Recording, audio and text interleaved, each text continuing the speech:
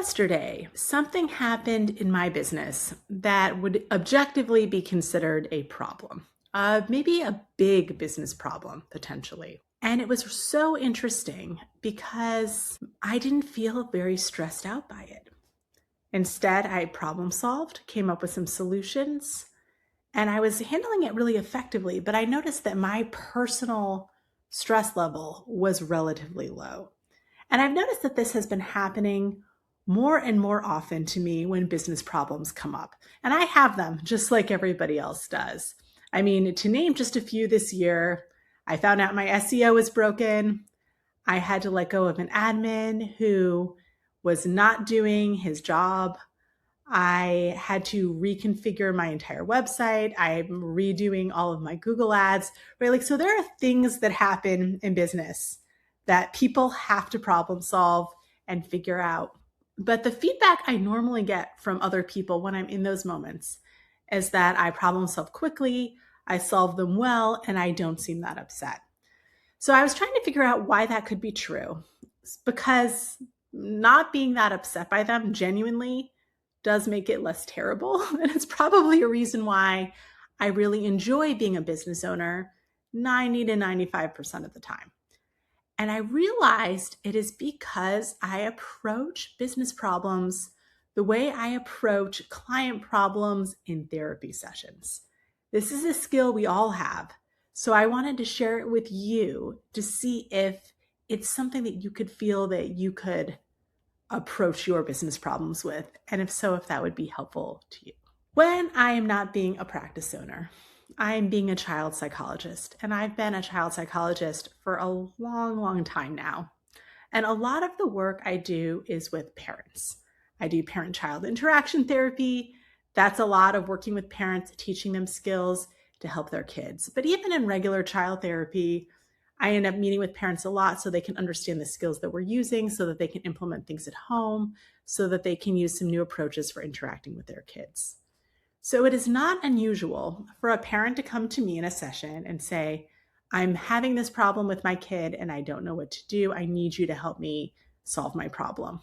And usually they're distressed by this problem, which I totally understand, especially as a parent when something's going wrong with your child. It's painful. It's just painful to watch them suffer. It's painful to feel like you don't know what to do. So I have absolutely been there.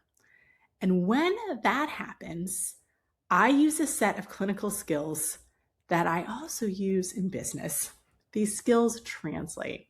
The first thing I do is that as I listen to their feelings, I can understand them, I can accept them, I can validate them, but I don't take them into myself and feel personally overwhelmed by them.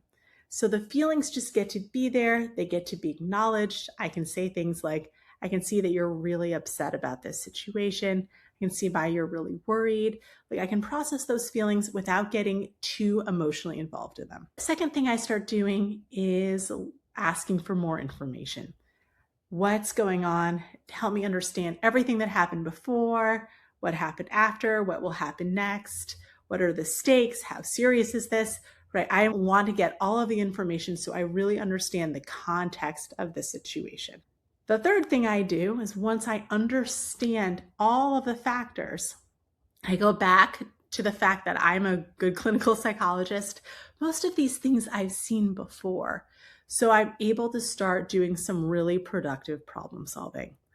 And I also know that if it is outside my scope, like for example, if it's related to disordered eating, which I'm not a specialist in, I know that there are plenty of other people who are experts in disordered eating that I can consult with.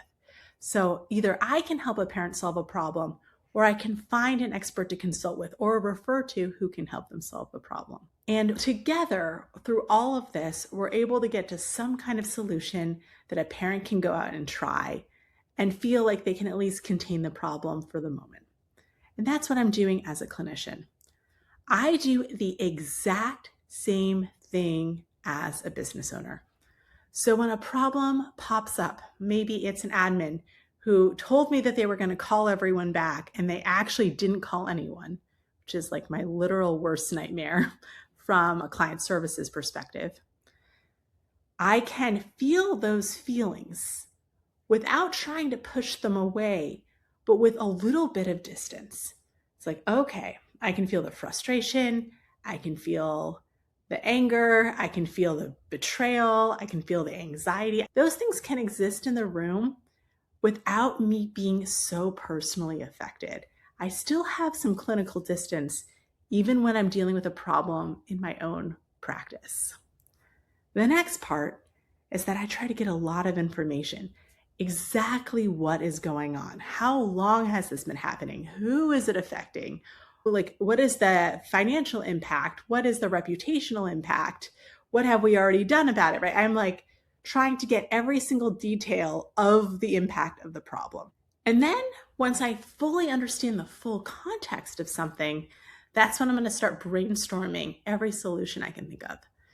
What I know deep down is that I can solve almost every business problem. And if I cannot, there is no business problem that someone has not experienced before and solved. Even if I hate the solution, there is a solution. So if I don't know what it is, I can find somebody who has been there before and can tell me how they solved it. And this is where it's really helpful to have a network, which you know that I talk about a lot on this podcast, a network of other entrepreneurs, a network of other psychologist practice owners, just maybe even people outside of this in general who have dealt with a certain dynamic and have solved it before. There is no problem that is so special and unique that someone else has not had experience with it. So I know deep down that there is a solution. It just might not be my favorite solution, but there's something that exists. And just that knowledge that there is a solution, even though I do not yet know what it is, helps really reduce any stress or anxiety that I'm feeling. Now, sometimes I do feel annoyed because it means that I have to do more work than I want to. Maybe I have to put effort in a moment where I do not want to put the effort in. But I know that there is some way that I can address this, and that usually on the other side of solving a problem is an opportunity.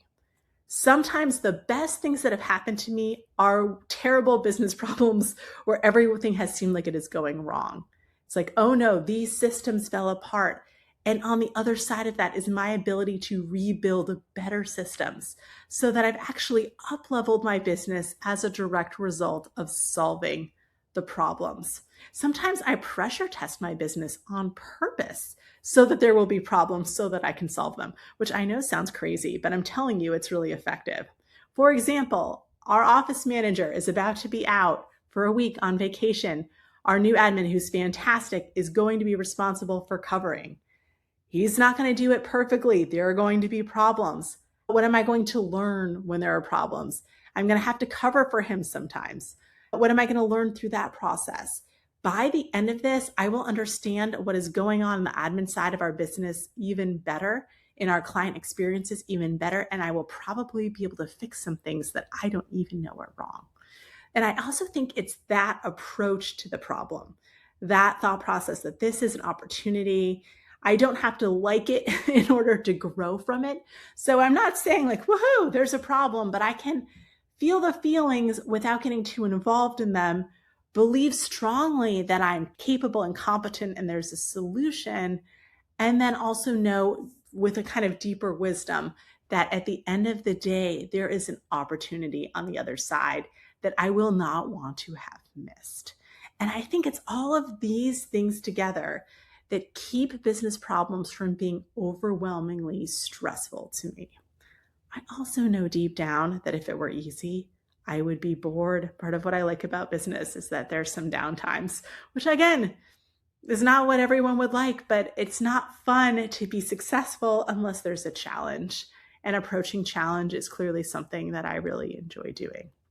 So if you are struggling with lots of problems, if you're feeling overwhelmed by these problems, if it feels like there is no solution and you will never come up with an answer, this might be where I could be helpful to you, because sometimes it's just having someone external look things over. They're going to see opportunities. They're going to see positive outcomes that you won't have seen before, especially somebody who has experience in that area, someone who's run a similar business or is building something you want to build. They can look at that and be like, oh yeah, I ran into that 2 years ago and Here's how I solved that. Or I know a lot of people who are running into that problem right now. And here's what seems to be working and what doesn't seem to be working so well. There is the information out there. It's just figuring out where you can get that trusted information and how you're going to act on it in a way that ultimately ends up helping you. And that's why you want to work with someone who's able to help tailor a plan for you, who understands what's going on with you. That might not be me.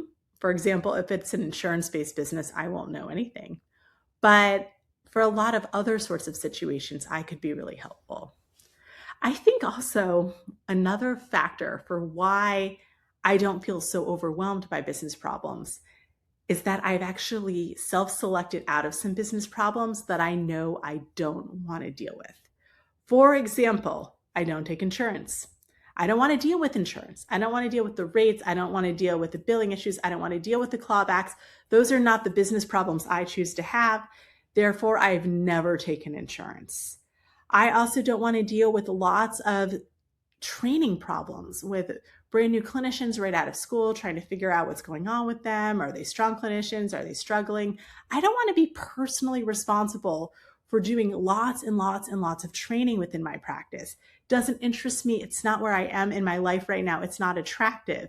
So I haven't picked that problem. I could pick that problem, but I haven't. Instead, I have other people who solve those problems. So a little bit is selecting out. So if you notice you're running into the same problem over and over again, and it is a part of the model you have chosen, one thing you can think about is, do I want to change my entire model so that I'm not running into this problem again? But you have all these clinical skills that I have. You have done the training. You know what it's like to sit across from a client who's struggling, where they have a problem and you have the answer. And how can you leverage your clinical skills in that moment, even if you have to do something like imagine that someone else is telling you the problem, or that the problem is another person who's coming to you. Whatever you need to do in order to get that distance, open your mind and move it away from you so it doesn't feel like a personal threat. That will help you approach these challenges in a way that doesn't feel so overwhelming. And if you need help, you know that I'm here. You know that all you have to do is schedule a free matching call with me, and we'll meet and we'll talk about whether I'm a good fit to help you. And if I'm not, I'll send you somewhere where they really can. I hope you're having an amazing day. I hope your business is problem-free, at least for now. And when those problems come up, you have a new way of leveraging the skills you already have to approach them. All right, take care and have a wonderful week.